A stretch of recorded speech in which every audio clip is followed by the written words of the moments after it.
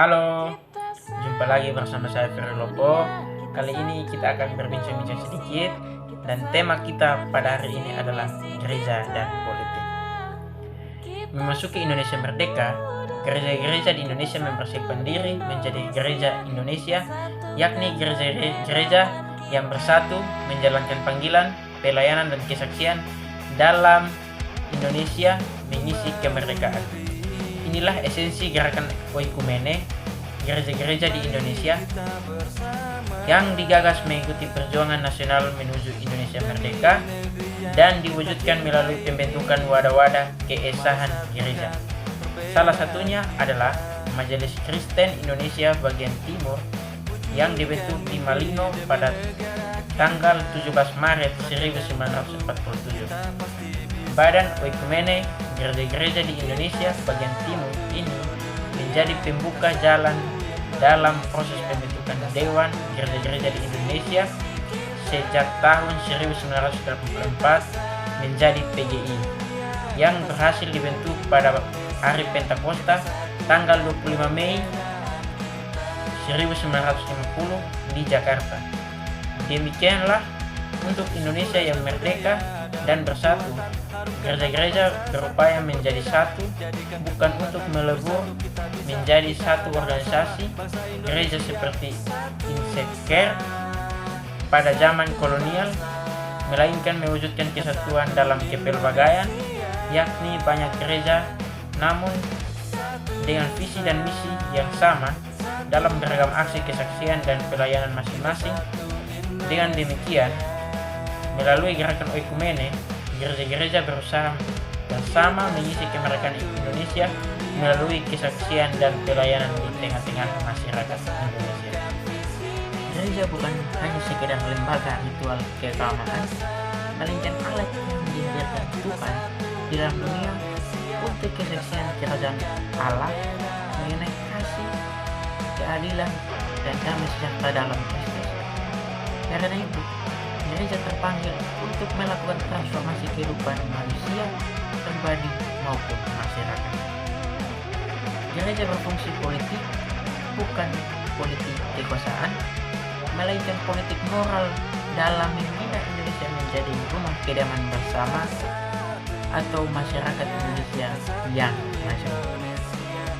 Sampai awal Orde Baru, ada Partai Kristen Indonesia atau yang biasa kita sebut Partindo, adalah satu-satunya partai politik Kristen sejak tahun 1945 yang mengaku diri sebagai partai nasionalis, yaitu yang memperjuangkan kepentingan seluruh bangsa sesuai visi Kristen mengenai keadilan dan damai sejahtera bagi seluruh ciptaan. Sebagai masyarakat majemuk, masa depan Indonesia yang demokratis harus dibangun dengan mengembangkan prinsip-prinsip kepemimpinan dan kewargaan yang bertanggung jawab dengan visi kehidupan bersama yang memberi tempat pada kepelbagaiannya. Itulah makna semboyan nasional Bhinneka Tunggal Ika. Sebab itu, dalam surat pastoral Persekutuan Gereja-gereja di Indonesia atau PGI menyambut pemilu legislatif yang lalu, petunjuk pertama yang ditentukan adalah jangan memilih berdasarkan agama. Dalam penjelasannya, petunjuk ini menolak pendekatan agama yang sektarian supaya kita tidak terkotak-kotak berdasarkan agama. Dalam pelayanan politik gereja, bukan terutama supaya orang-orang Kristen berkuasa duduk di berbagai posisi penting untuk memuluskan kepentingan orang Kristen atau kepentingan gereja, melainkan supaya orang-orang yang baik, profesional, dan berintegritas dari berbagai latar belakang agama, Kristen atau bukan Kristen, bersama-sama melayani kepentingan seluruh masyarakat tanpa membeda-bedakan. Politik Kristen bukan politik kekuasaan dan kepentingan, melainkan politik pelayanan dan keadilan bagi seluruh masyarakat bangsa. Karena dukungan masyarakat terhadap partai-partai politik Kristen makin kecil, maka tidak ada lagi yang memenuhi LSM. Partai politik Kristen hilang dari politik nasional, namun ini tidak berarti tidak ada lagi atau tidak perlu lagi orang Kristen melayani di dunia politik. Politik Kristen yaitu memperjuangkan keadilan, perdamaian dan kesetaraan, serta kelestarian lingkungan tetap dapat dijalankan orang Kristen tanpa harus melalui suatu partai politik Kristen. Dan selain melalui partai politik, orang Kristen dapat melayani masyarakat dalam berbagai bidang profesinya.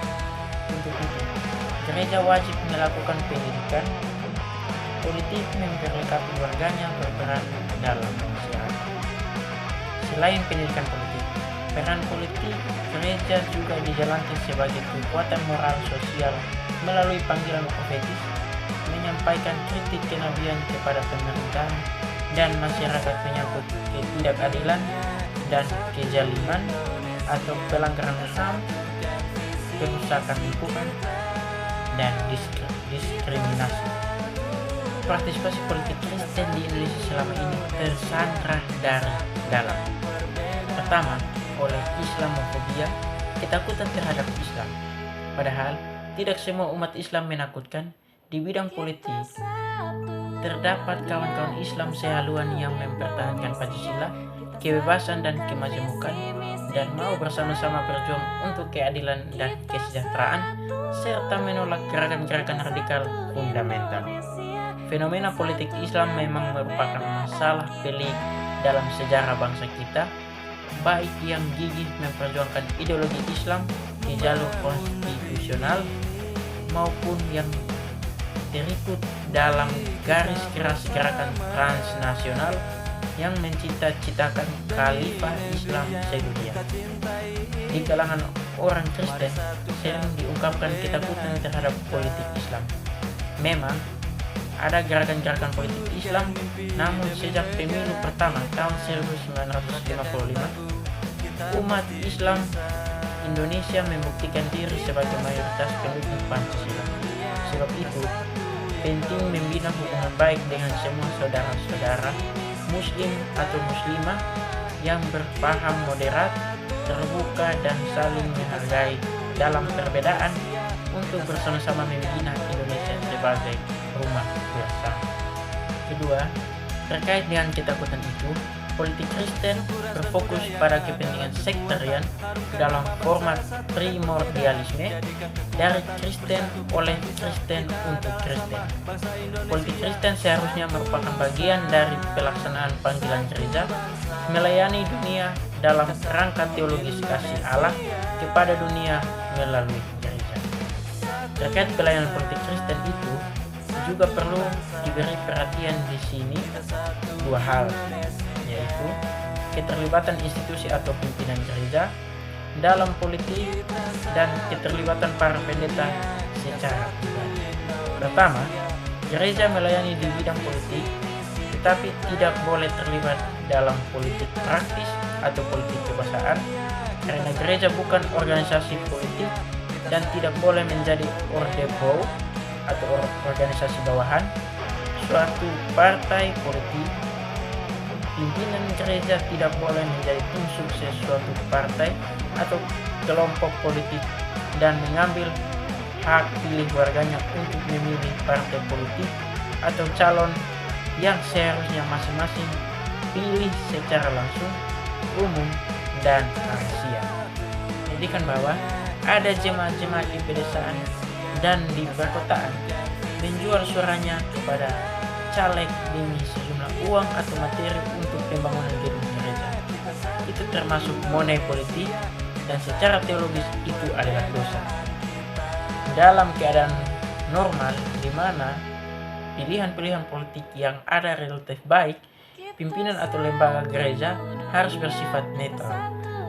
Hanya dalam keadaan genting di mana pilihan yang tersedia bersifat pilihan antara kebenaran dan kejahatan, maka gereja dapat memobilisasi warganya memilih kebenaran. Catatan yang kedua, menyangkut fenomena banyaknya pendeta menjadi calon legislator, gereja-gereja berbeda pandangan dan perlakuan mengenai hal ini. Ada yang mendukung, ada pula yang menolak pendeta menjadi caleg, tentu dengan argumen masing-masing.